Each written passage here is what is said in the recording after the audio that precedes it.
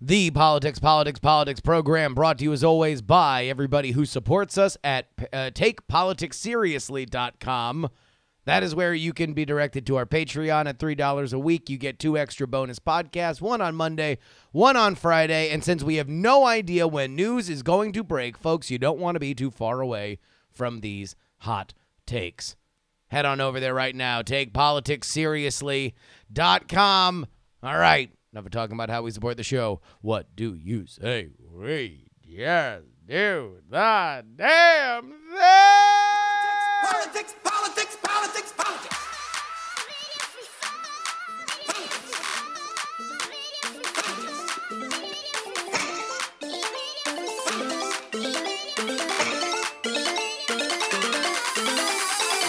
Yes. Come on, come on, come on.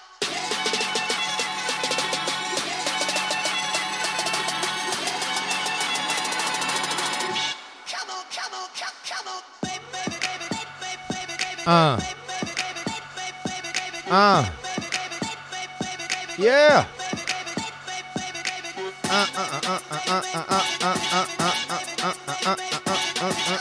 Hello, everybody. This is the Politics program. My name is Justin Robert Young. As if we never left. We got a lot to talk about.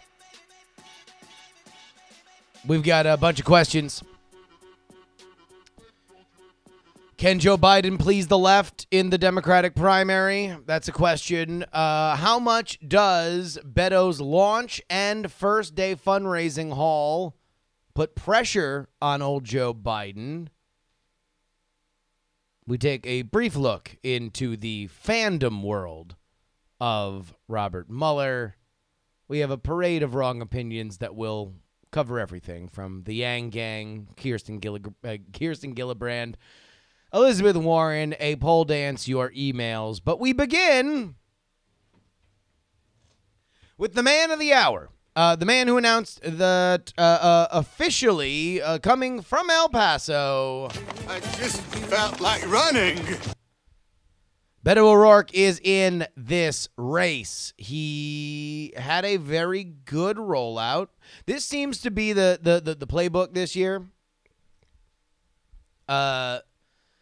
You have your pre-announcement, and then you start campaigning, right? Basically, your intention to announce is the reason why you're now in Iowa the next day, right? That's the reason why you start fundraising. So the two things happen when you do your intention to announce, and that is you open up the floodgates for fundraising, and you head out to all the battleground states. And so that's exactly what has happened so far for Beto. But he also did a very interesting thing because the one number that I was looking for, as were many in the media, was his first day fundraising numbers. Because let's be very clear here. The reason why Beto O'Rourke is running for president right now is because he raised a shit ton of money to run against Ted Cruz. And he has the possibility, right? More than an average person, more than your average bear, he ran a very competitive statewide race in Texas. The concept of turning Texas blue, and if you're going to do it, you have to do very, very well with the border counties. You have to do extraordinarily well. You have to blow the doors off of Houston, Dallas, Austin, San Antonio. If that's the case, if you can do that, then you completely redraw the electoral map. Like, it is a fundamental shift in how we think about how you get elected president. Beto O'Rourke offers that possibility. Now, whether or not he can, we will see. But this is why he is running.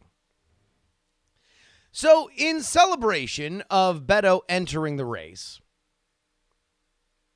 I decided that I wasn't just going to give my hot take about whether or not I think he's going to win. Instead, I'm going to debut a new series that we're going to do right here on the show.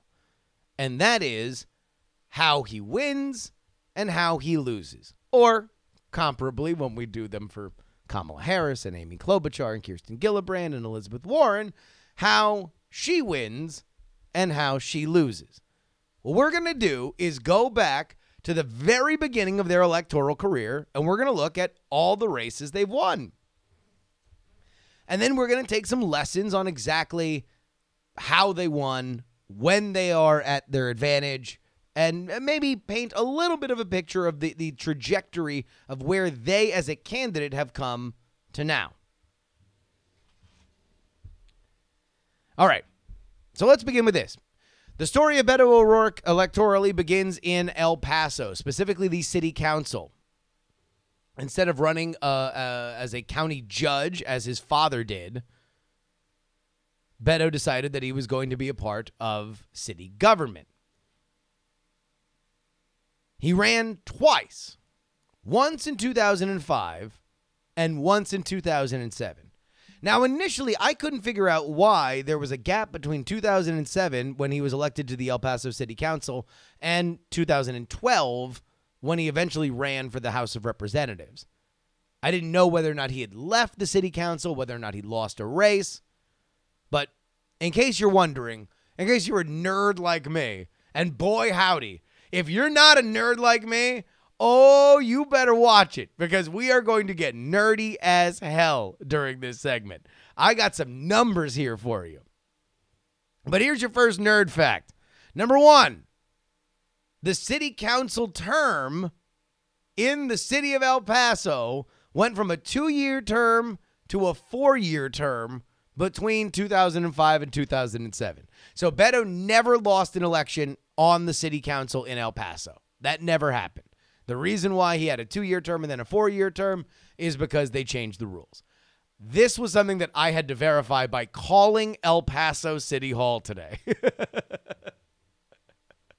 I literally had to call the city council and ask them, hey, did he ever lose an election? Did he leave? No. I was confirmed to me today from El Paso City Hall that indeed the length of the terms did change. His average margin of victory in both of those races were 26.5. So he did very well. These are blowout. This is blowout territory, right? But it's in the city council that he faces his first big challenge. And this is a challenge that's still going to haunt him in this 2020 election. He is part of a wing of the city council called the Progressives. This is what they call themselves. He is somebody that believes that El Paso should be radically changed, not only in terms of the government, in terms of the laws, which he is on the left side of. He runs as a progressive in City Hall. City Council. But he also wants to overhaul the city itself. Theoretically, what they want to do is reshape El Paso to have a big arts district. They compare it to Riverwalk in San Antonio. They want a destination. When people think about El Paso, they'll think about this area. Now, there are two problems with this. Number one, redeveloping the city means creating high-value real estate next to certain neighborhoods, many of them Hispanic, many of them in Beto's district. And number two, and this is something that you're going to hear repeated, the person who is at the head of this redevelopment is Beto's father-in-law. Beto married into a very, very, very rich family. Now, his family weren't exactly slouches. His mom wound up running a few furniture stores. So it's not like, he came from poor stock, but he married into a very wealthy family. This plan never happens. But it's the first time that Beto is looked at as somebody that will sell out his values. That is the criticism toward Beto. He never runs for re-election again on the city council. At the end of his second term, the 4-year term, he decides he's going to run for Texas District 16 in the U.S. House of Representatives. Now, this is where we get to Beto's biggest political upset. He has never done anything more impressive than his Democratic primary in 2012. This is when he's taking his first step up to the big time. And remember, House of Representatives races. And I told you all this all through 2018.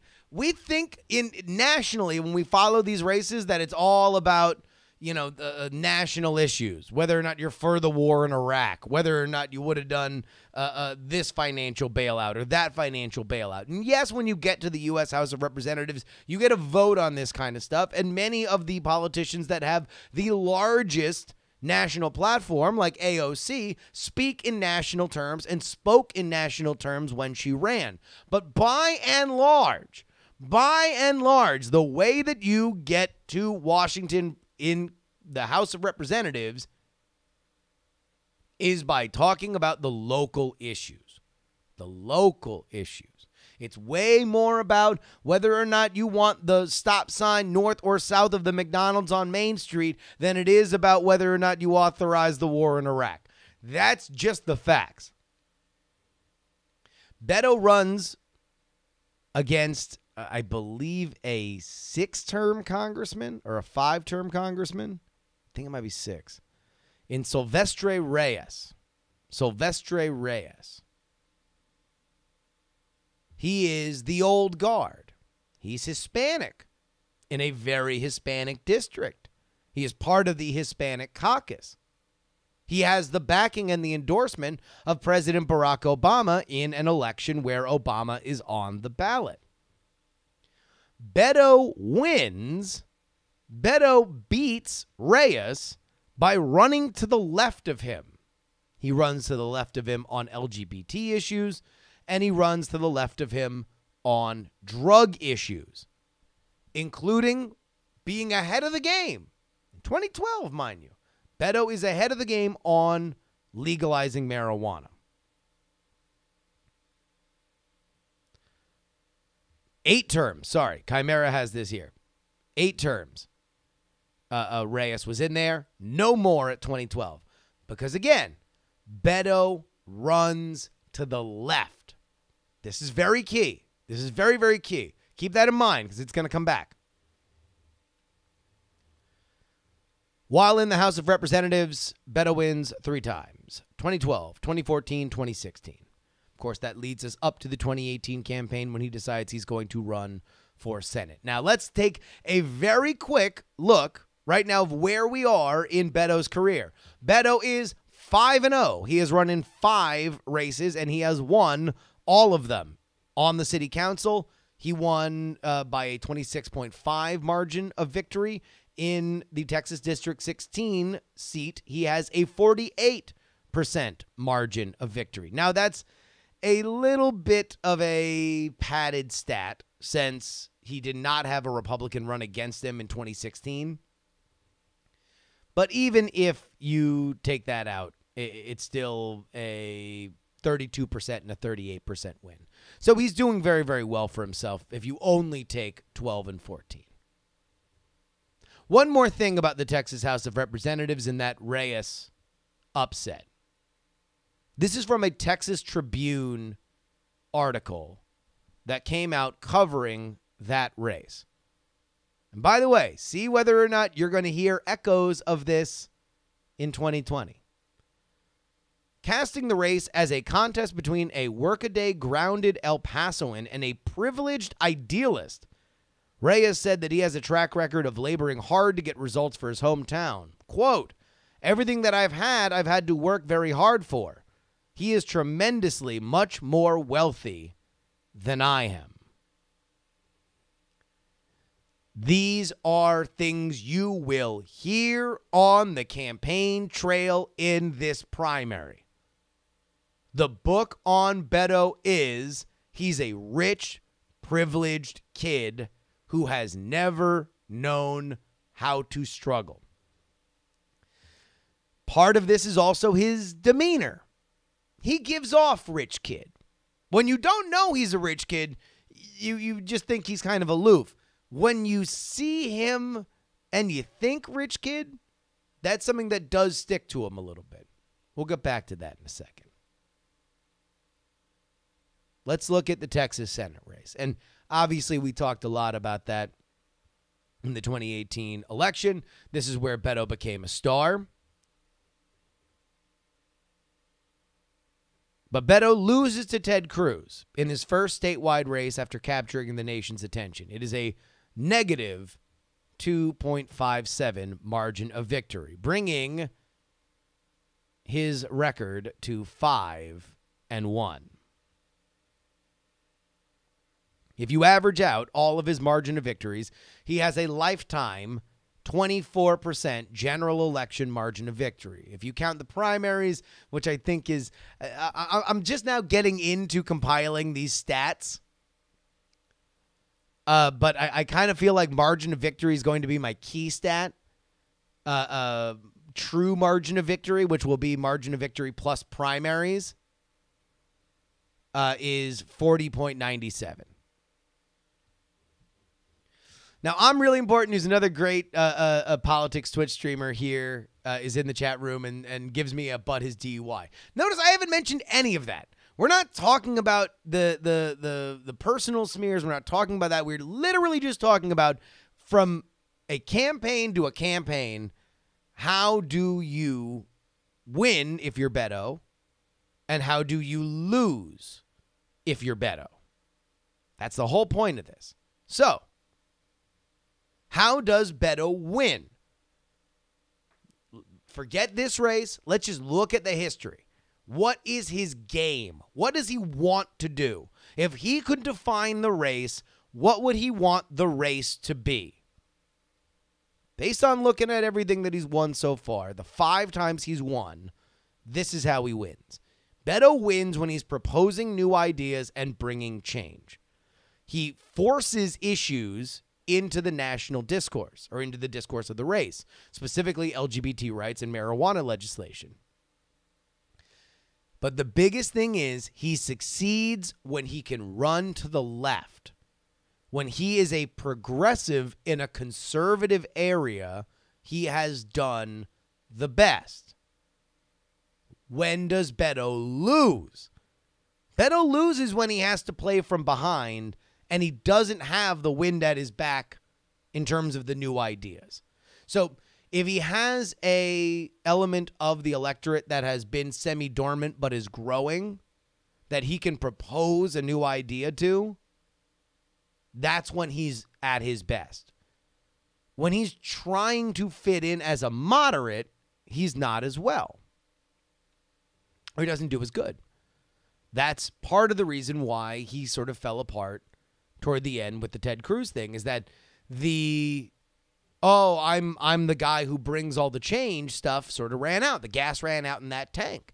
And he didn't have anything else that he could come out and say, well, this is what I'll do. That, I think, was a fatal flaw of that campaign. So what does this say about 2020? What does this say about 2020?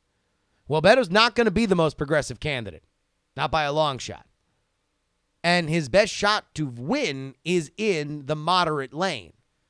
That is a bit of a miscasting for Beto.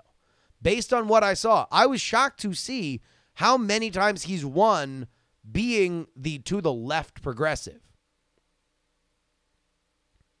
Considering that now he's the challenger theoretically to Cory Booker and Joe Biden. This is kind of interesting. Also, some of the radical ideas that kind of defined his early campaigns, the mainstream has sort of caught up on. LGBT rights are not the issue that they were in 2012 post the Supreme Court decision. Marijuana legalization isn't the shocking suggestion. Now it's fairly well agreed upon policy. There is a poll that just came out today that said a record 61% of Americans think that weed should be legal federally. So looking at his past and looking at the field now, how would I think Beto should run? I got an answer for you. Beto's going to be best served by being the candidate that formalizes and makes permanent the kind of social reform that used to be radical, instead of trying to out-liberal the Bernies and Warrens and AOCs of the world with new ideas. So effectively, try to reframe this as, I am going to federally legalize marijuana, and here's how. Push those issues and own it. And that way you can show, look, I'm a moderate in that I want to take these things that are maybe even nebulous, and I want to put structure around them. I want to put legal structure around the rights that were granted for gay marriage by the Supreme Court. I want to put legislation in there so we don't have to worry about another Supreme Court case invalidating that. I want to put legislation around federal marijuana legalization. Basically, be the candidate that says, look, I'm glad that there's a lot of people talking about really cool progressive ideas, and I agree with some, I don't agree with others. Here's what I'll do.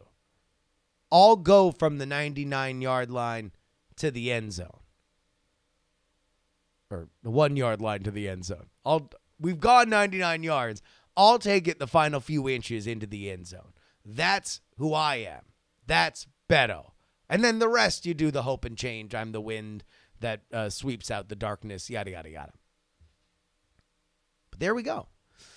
That is how Beto wins. That is how Beto loses. If you have a suggestion on who you want to hear next, the deep dive into all of their campaigns, calculating the margin of victories, and then trying to figure out how they want to leverage those lessons into the 2020 election, go ahead and hit me up. theyoungamerican@gmail.com. All right. Free political newsletter at freepoliticalnewsletter.com is where you go to get my newsletter 5 days a week, 5 stories a day, mostly gifts, few hot takes. I have had such a blast because you guys have been responding to this email. As you know, we are on a campaign. We are on the warpath. We are on a crusade to defeat Al Doritos. Death to Al Doritos! Al Doritos is what somebody's voice dictation accidentally spit out when he said algorithm. The real story is Google has an algorithm for Gmail, as do all email clients, where they try to keep spam and now promotions out of your inbox. What we want to do is show through work that Al Doritos is wrong. This is not something that should show up in your promotional folder. I'm not trying to sell you anything. I'm just your buddy trying to get you 5 stories a day, 5 days a week. So you got to respond to the free political newsletter, and then I'll respond back. And that way we get a noted sign that I'm just a guy who emails a lot. I'm not a mailing list. It has worked like gangbusters so far.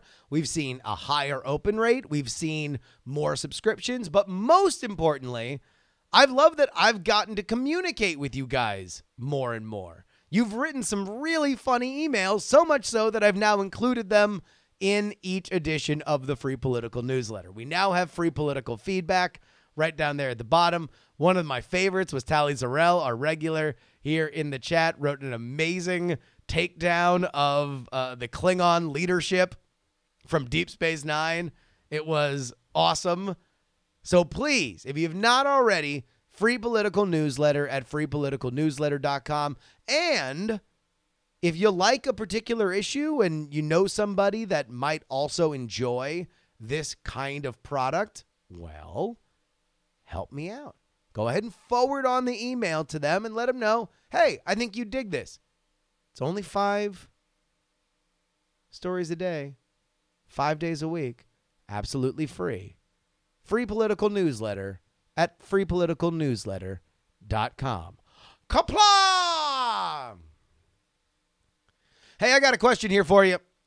Can Biden please the left? Wrong! I know we're not doing that segment, but no, he can't. But that certainly is the question being asked by The Hill today.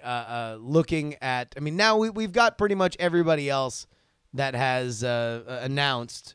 So we're now out of like big speculations. We're out of like, oh, is Beto gonna run? We're done with that. We're done with Booker. We're done with Harris. Like, we're done with Klobuchar. Now it's just Biden. When is Biden going to announce? The Hill writes, Joe Biden will need to navigate a gauntlet of tricky progressive policy issues when he enters the race for president. The Green New Deal, Medicare for all, expanding the Supreme Court, reparations. All of these issues are more represent potential landmines for the former vice president, whose decades of centrist leadership in the Senate run counter to the progressive insurgency energizing the political left. I got a question here for you guys. Because we talked last week about how Joe Biden has, throughout his career, made 2 things apparent. Number one, that dude can stay in the Senate for as long as he wants until he got drafted into the White House. And number 2, he loves exploding his own presidential campaigns. He has done it twice in spectacular fashion. Now, one time he blew himself up so hard that he did land in the vice president's office. So good for him there. But it doesn't take away from the fact that this is a thing he loves to do. He loves to blow up his own campaigns. So let me ask you this question. Now that Joe Biden is the last big fish to jump in, and that means all eyes are going to be on him. That means every word of his speech is going to be analyzed. That means every movement he makes is going to be something that is a discussion point. God forbid there's a child's collarbone around and he sniffs it. Do you think that's a good thing for the Biden campaign? Or do you think that that's a bad thing for the Biden campaign?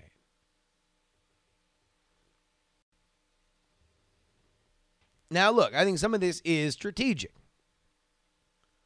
He's still the front runner. In most polls, and certainly by the Real Clear Politics average, he is somebody that is number 1. Top of the plow, goddamn humdinger. Gold cup, blue ribbon, giant foam finger, number 1 when it comes to the polls being taken in March of 2019. That being said, the longer he spends not announcing, the less time he has to spend out in Iowa or New Hampshire. Because if he announced, now he's on the road. The second you announce, you're on the road. That's it. If not, it's going to be a story. Why isn't Joe Biden on the road? And then there's the fact that we've had a couple very interesting things happen since Biden, well, not since, but while Biden has not announced. Beto O'Rourke announced today that he announced Monday that he raised $6.1 million.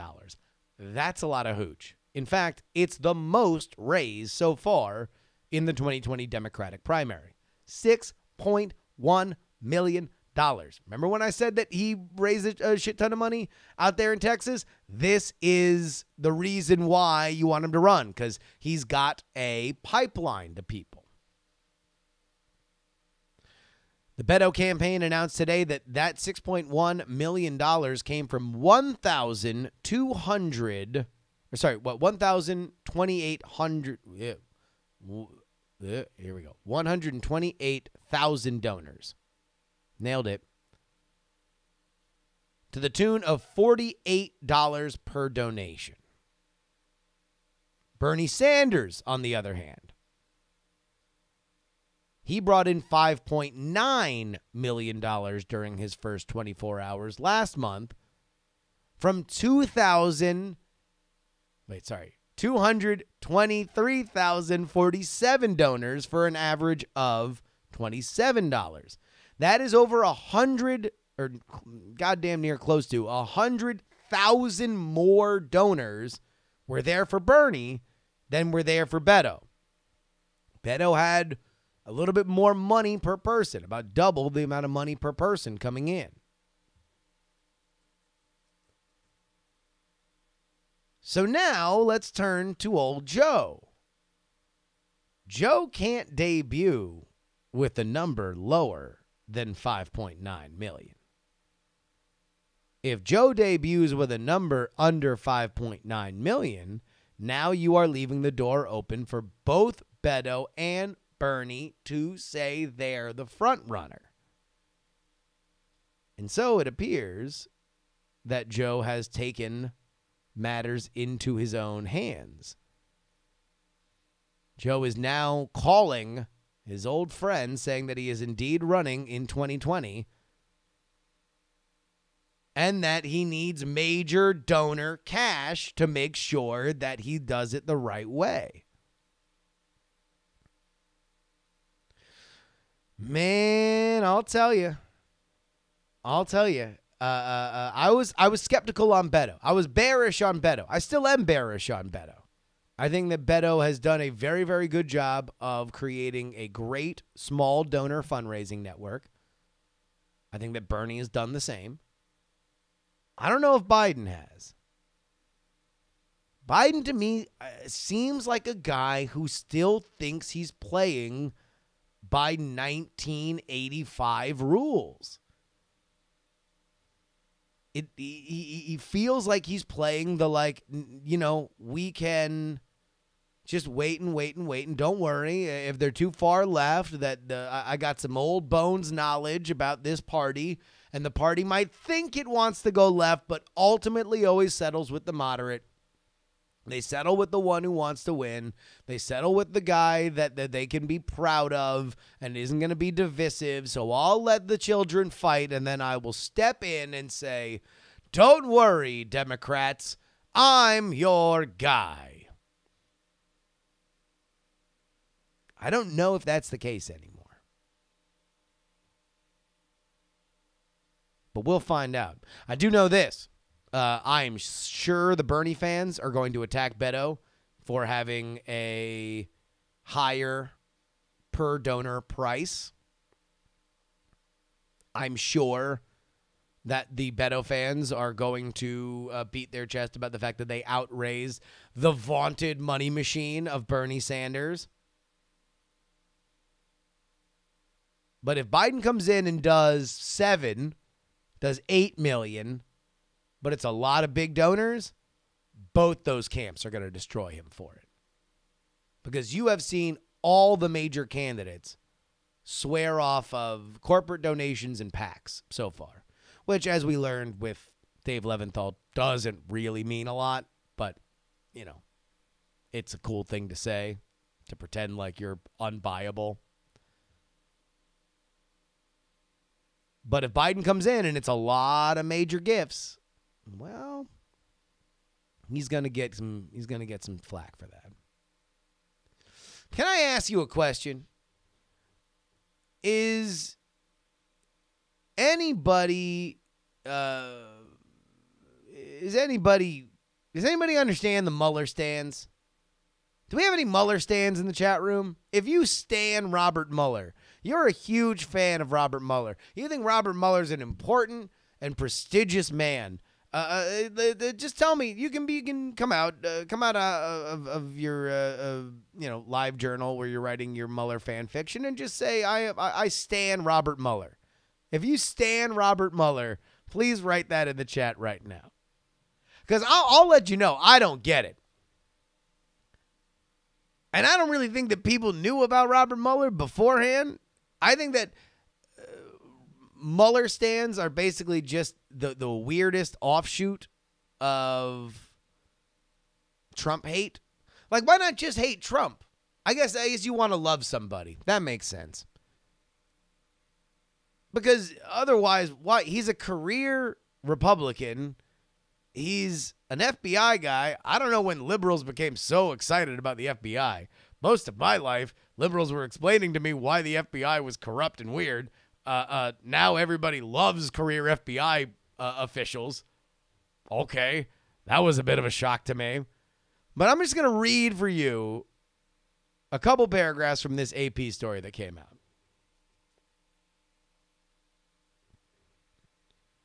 For devoted Democrats like Barnett, Robert Mueller has become a sort of folk hero since his appointment in May 2017. To them, he represents the calm in the face of the storm, quiet in a city of bombast, a symbol of hope that a presidency they view as dishonorable might soon face some type of consequence. Oh, my God. Oh, my God. Jeez, this is like sexy. This is like some sexy talk. Hold on. Wait a minute. Let me, Oh, by the way, the lady who we're talking about here bought a puppy and named him Robert Mueller. That's going to make this next sentence make a little bit more sense. Here's a quote from Barnett. He gives me reassurance that not all is lost, says Barnett, who lives with her family and Mueller the puppy in Kansas City, Kansas. I admire his mystique. I admire that I haven't heard his voice. He's someone who can sift through all this mess and come up with a rationale that makes sense for everybody. I mean, like, literally, you're just like, well, he's an empty pitcher. I'm just pouring my feelings into an empty pitcher. He's an empty vessel. I know nothing about Robert Mueller. I know nothing about who he was. I know nothing about who he is. I know nothing about this investigation because nobody knows anything about this investigation. But I believe all these things about it. I'm going to read this quote again for you. He gives me reassurance that not all is lost. I admire his mystique. I admire that I haven't heard his voice. He's someone who can sift through all this mess and come up with a rationale that makes sense to everyone. No press, though. No press, Robbie. Oh, 50 Shades of Mueller. Absolutely. This is... I have no point on this other than I think that it's very, very weird. I mean, how much longer could this investigation possibly last? Maybe we'll find out with our blowout of all the rest of the political stories of the week in our parade of wrong opinions.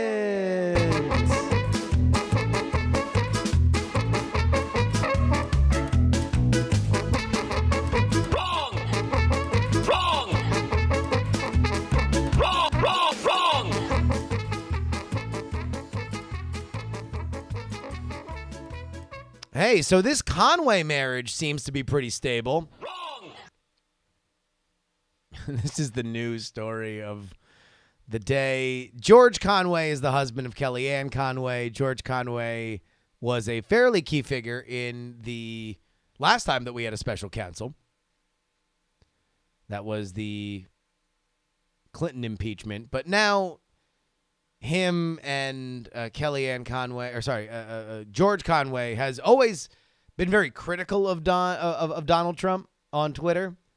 Donald Trump has kind of laid off, despite the fact that this is an obviously weird situation, wherein the husband of one of his key messaging people continues to undermine the messaging of the White House. So over the weekend, George Conway was tweeting about the definitions of malignant narcissism. And for whatever reason, that was the straw that broke the camel's back, as not only Donald Trump, but also Brad Pascal, the head of Trump 2020, lit into him, calling him a loser who was turned down for a job in the Justice Department. Today, Donald Trump tweeted that George Conway was the husband from hell. Well, I wish them all the best. Wrong! Hey, this Mueller report is close to being done. Wrong! Soon? Wrong! Eventually? Wrong! Ever? Wrong! You know, Trump and the new Brazilian president, Bolsonaro, seem to have really hit it off. Wrong! Become best friends? Wrong! Become Eskimo brothers? It's funny. Normally there's a wrong, but oh well. Things are going great for Elizabeth Warren. Wrong! Look, I'm not totally down on Liz so far. I think I might now today, and we're going to get to the pole dance in a little bit. But the numbers that I was seeing today, she's not where she wants to be. She's not in that upper echelon where I think she expected to be. But she's not that far out. And I feel like I've almost been too critical of Elizabeth Warren. I almost feel like she's now underrated.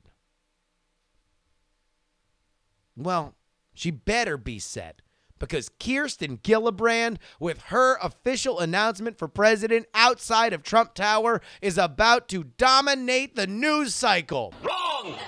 Andrew Yang will be ignored. Wrong! Andrew Yang has no fans. Wrong! Andrew Yang likes a circumcised penis. Wrong! There we go. This was my favorite story of the week. Andrew Yang, I'll tell you what, I'm warming up to the man as a campaigner. I am very much warming up to the man as a campaigner. He certainly understands how to dominate a news cycle, especially with the people that he wants to talk to. And so indeed, despite the fact that his crowds are growing a little bit, he passed the 65,000 donator mark that now qualifies him for the upcoming Democratic debates. He's just taking a stance on everything. Doesn't matter how small. He is taking a stance on everything. And by the way, if you think that that's stupid, if you think that that's weird, remember that the current president of the United States spent many passionate tweets arguing about the relationship between Kristen Stewart and Robert Pattinson from Twilight. So having random stakes in the ground about stuff is not the worst thing in the world. And so Andrew Yang decided he was going to come out steadfastly against circumcision. Speaking of circumcision, this Brexit seems to be humming along. Wrong! Saturday Night Live is funny. Wrong! Saturday Night Live deserves to be investigated. Wrong!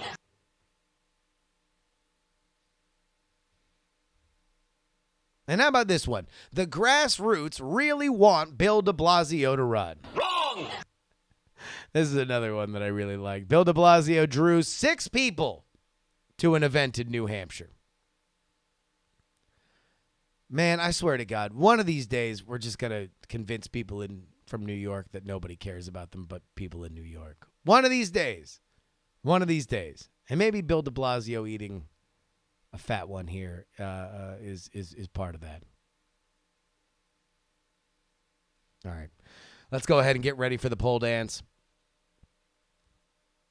As is our new tradition, we will take a look at the people who are not yet in. They were not able to make it in to this pole dance. We're going to go 1, 2, 3, 4, 5, 6, 7 wide. We went 7 wide on this one, but still there are some folks on the outside looking in.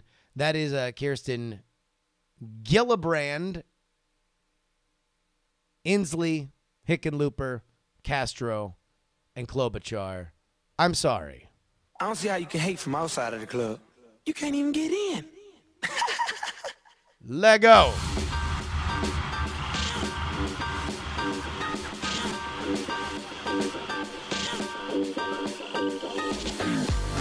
Ladies and gentlemen, this is the only way that we process data science on this program. I want to please welcome one and all to a 2020 Democratic primary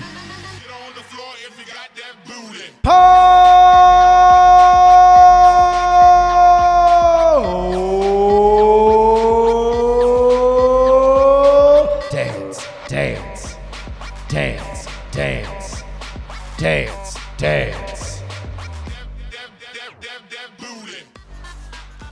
This is an Emerson poll taken from March 17th to March 18th. Making his pole dance debut with 3% of the vote, it's Mayor Pete Buttigieg.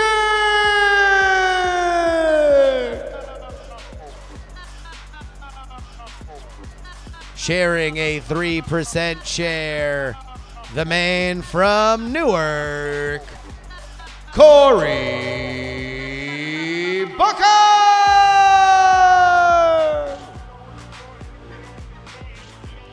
With 8% of the vote. Single digits, but not far away. She wants to break up big tech and break that ass on the stage. Give a big round of applause for Elizabeth Warren.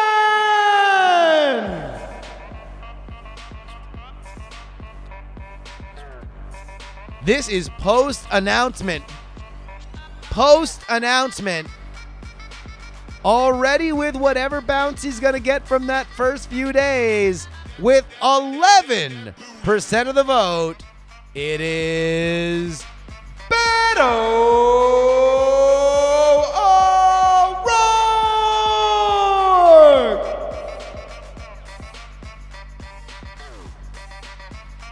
Holding her number 3 spot in the face of the Beto announcement, it is Kamala Harris. But your headliners, and tied for the number 1 spot with 26% of the vote each, it is the ex-Vice President, Joe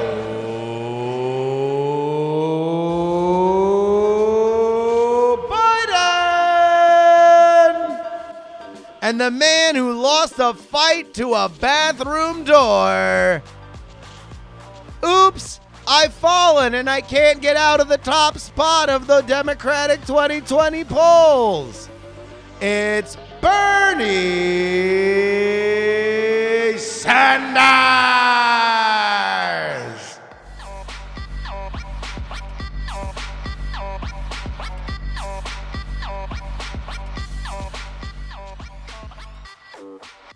Recapping: Mayor Pete 3, Cory Booker 3, Elizabeth Warren 8, Beto O'Rourke 11, Kamala Harris 12, and tied for first, it is Joe Biden and Bernie Sanders with 26% of the vote. Did the Beto bounce help Bernie? Woo!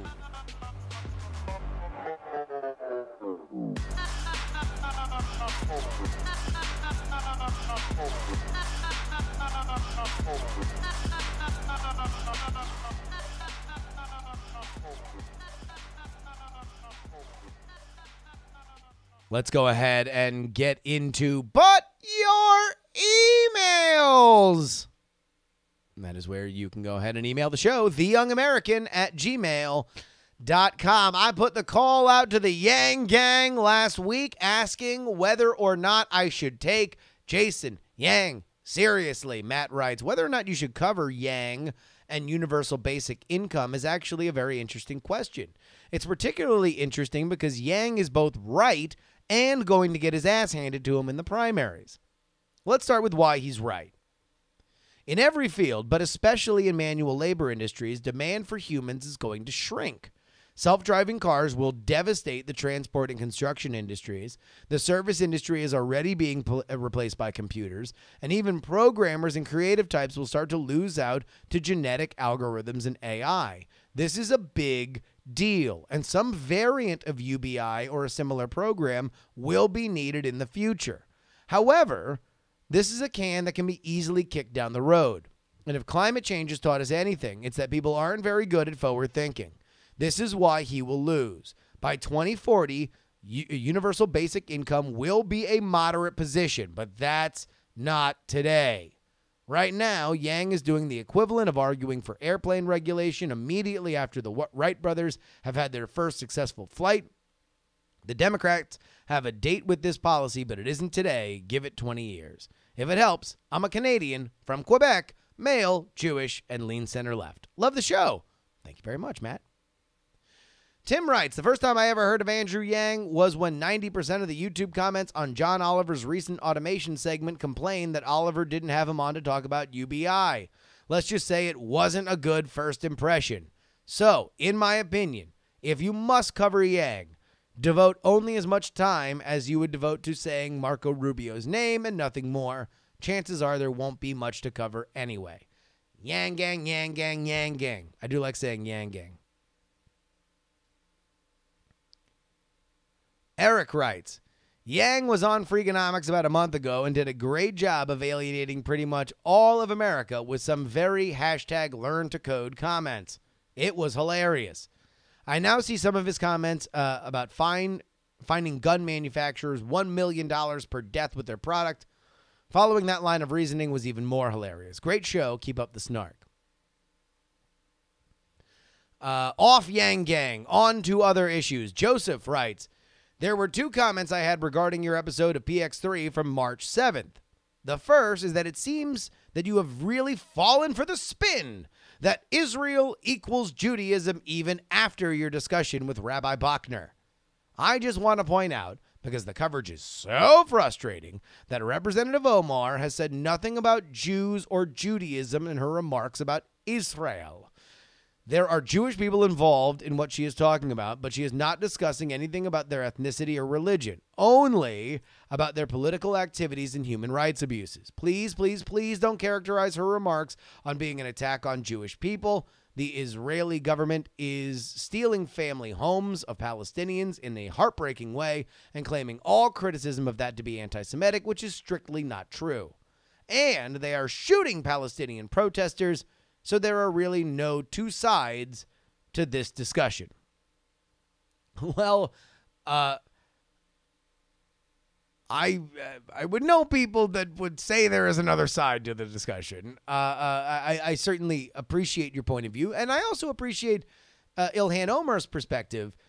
My issue with her is not necessarily that she is critical of Israel. It's that she can oftentimes, I think she just did a long form thing. I forget if it was in the Post or somewhere else. That I thought was very well said. I thought it was very, very well said. If she had said shit like that before, she wouldn't be in the situation that she's in now. Her problem is that she's gotten glib with the issue.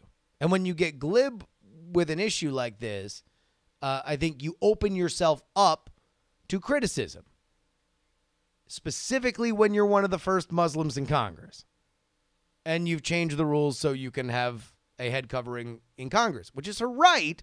But again, my point is that I'm not saying that they are the same thing or that all of this is even legitimate. I'm saying that you can either make problems for yourself or you can make your job more effective. And I don't think she has made her position. She has put herself in position to succeed. When you're starting a civil war amongst your own party in Congress about the finer points on a condemning hate resolution, then I don't think you're getting any closer to economic justice. I don't think you're getting any closer to the progressive issues that you were voted in for. I think you are making those issues harder to deal with because you are making yourself more of a toxic ally. Joseph's second comment is that your lovely wife seems to have fallen for the spin of Bernie bros. The idea that Bernie supporters are disproportionately white males. This is not true. It's an extremely effective way to get women and people of color to question their support for Bernie's ideas without criticizing them. So I would suggest that the next time Ashley says she wishes Bernie wouldn't run, that you ask her why. Does she not support his ideas and does not think that only Bernie bros like him? If I am incorrect in thinking her reasoning is what I've just said, I apologize. But it's also frustrating to see people who would otherwise be all for Bernie's ideas being turned away by a myth. I won't ask my wife that, mostly because it's not my job for Bernie to get her to vote for him. It's Bernie's job. If Bernie can't convince my wife to vote for him, then he can't. And while I agree that by the numbers, the Bernie Bros issue was something that was very much a hallmark of a very divisive race in 2016 on the Democratic side, specifically because Hillary Clinton was the first female nominee. I think that there's enough smoke there that Bernie has to deal with it. I'll put it that way. As for my wife, I think my wife is more, and this is me totally guessing, I think my wife is more not on the Bernie side because she finds him to be divisive, not necessarily because she finds all of his supporters to be women-hating men.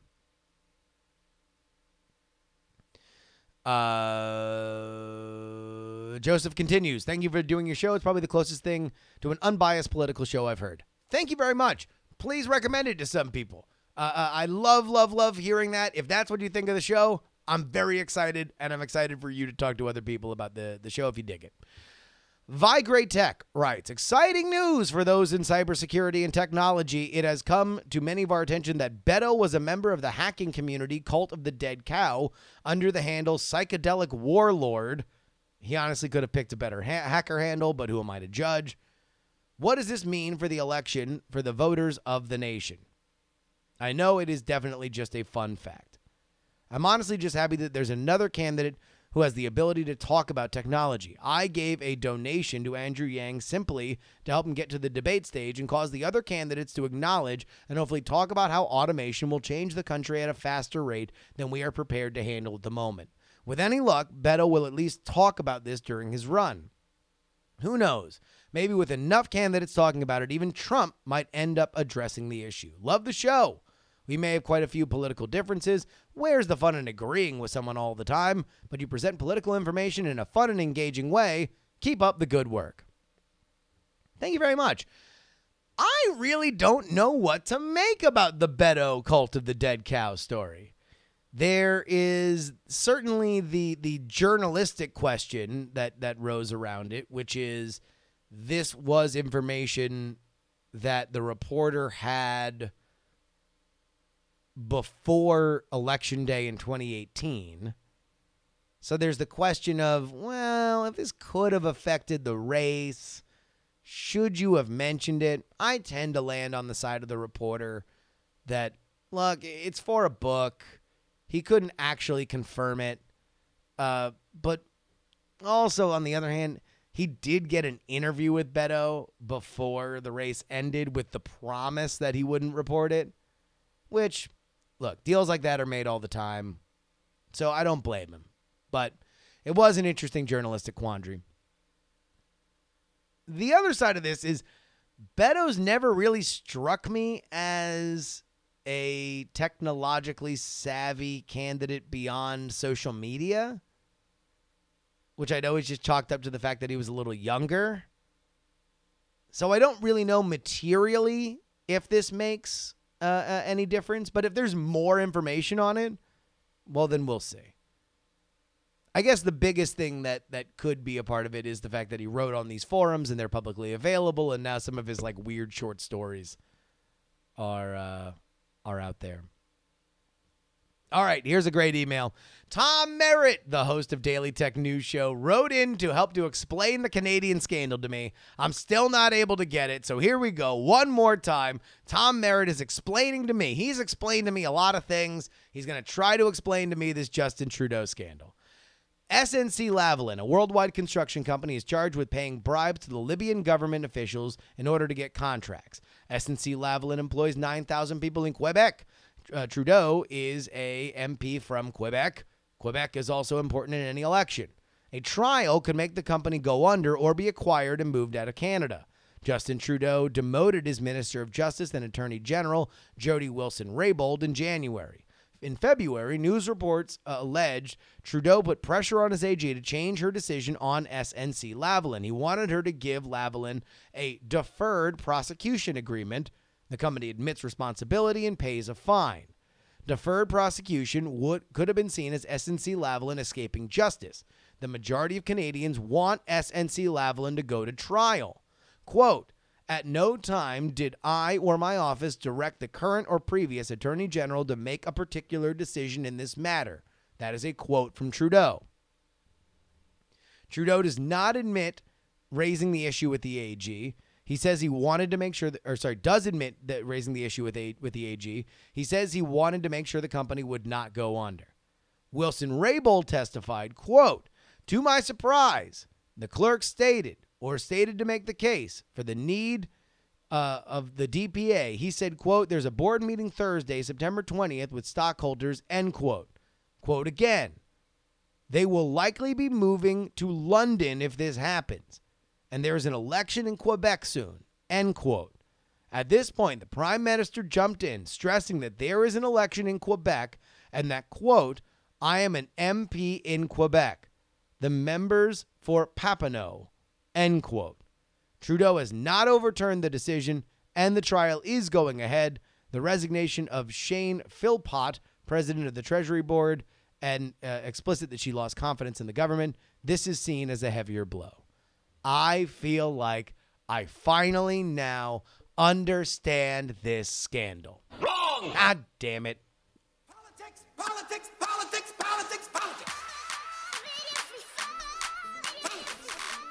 All right, ladies and gentlemen, you can email me. Be a part of the show. Email me, theyoungamerican@gmail.com. Music has been provided by Valesco, Trop Killers, and Incompetech.com. Follow me at Justin R. Young everywhere. Download archived episodes of this show at bonerwars.com. We had a great, I don't mean good, I mean great interview that is in the feed. It is with Randy Murray, the man who did the famous Paul Gozer family ad, the one where 5 of the dude's siblings took a gigantic crap on his on their brother's campaign. He directed that ad. He did a documentary with Joe Arpaio. And he gives us some of the unwritten rules of how to make a great negative political ad, including one tidbit that blew my mind. Want to know why the scary voice in a political ad is a man or a woman? You'll find out in this interview. So if you're done with this, right now, literally just go back and listen to it if you haven't. That about wraps it up for me. Ladies and gentlemen, I want to thank everybody for being a part of the show. A reminder, some shows talk about politics. Others talk about politics. And still more talk about politics, but this is the only show, Bubba, that talks about all 3.